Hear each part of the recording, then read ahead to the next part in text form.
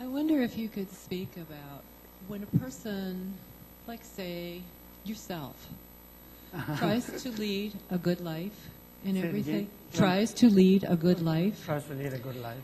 and I'm not wishing this on you, of course, but maybe you get an illness that you have a lot of pain with. Mm-hmm. How, and that is really uncomfortable. It's not pleasant. Mm-hmm. How does one deal with that? Because I know that there are monks that have died and suffered in terrible cancer pain. I can't think of the monk that I'm thinking of now. Mm-hmm.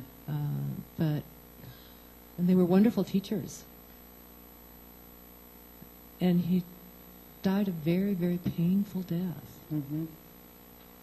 So could you speak on that, please?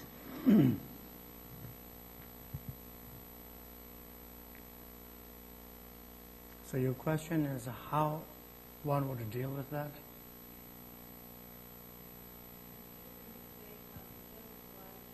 Well, yeah.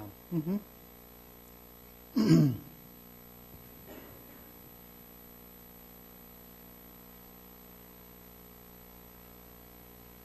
That's really a very important and interesting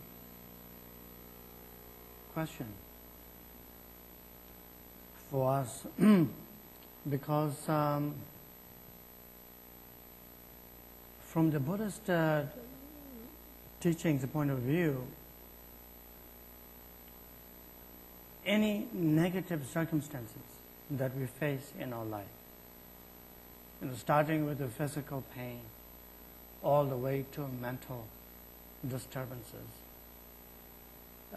any obstacles we face in our life can actually be the greatest teacher for our path. And so therefore,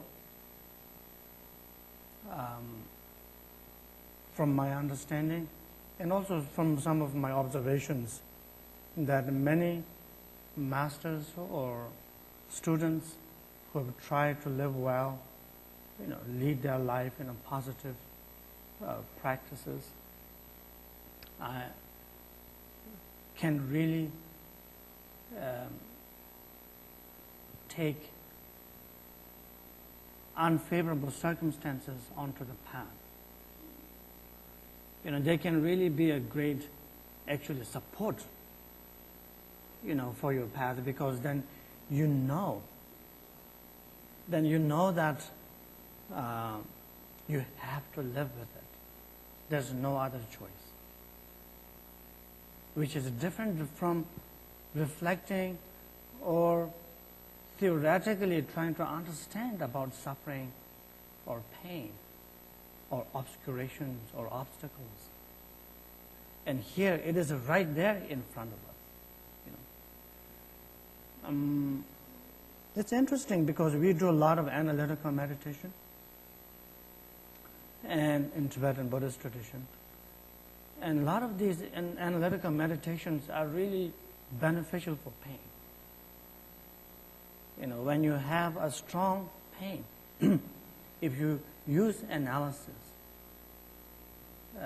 scrutinize, mentally, and meditate upon this, and rest upon this, it really changes your flavor of pain. I don't mean the pain will disappear, but the flavor changes. Your view changes. When your view changes, your mind is freed from that pain. And so therefore, really analytical meditation makes a big difference here. And a few years ago, I had attended a panel discussion with a materialist scientist and a phenomenologist. And we had a lot of discussions and panel discussions and outside and lunchtime. And this materialist is very interesting because he does a lot of analytical meditation. And he said, especially on pain. I was surprised to hear from him that when he did analytical meditation on pain, he said it really disappears. And not only himself, but he said he also tried that on his little girl. I think he told me she was like 9 years old or something, and her finger got caught between the car doors, and she was like screaming and like having so much pain. And then he was telling her to look, I don't remember exactly what exercise he taught her, but he was giving her simple analytical meditation exercise. And he said it really stopped her from crying in the car. So from materialist to Buddhist, we share this experience of analytical meditation. And so that's one thing that benefits. And the other thing is, a lot of mental exercise of compassion that we use. Like when we experience pain, then we make the aspiration to take all the pains in the world onto your own pain and be all other beings free from such pain. And so on, such mental exercise and practices makes our pain meaningful. And there's like a mission, there's a benefit. And so therefore there are different levels with which they deal with it. And I've seen accomplished masters, one of my masters who had difficult health problems. And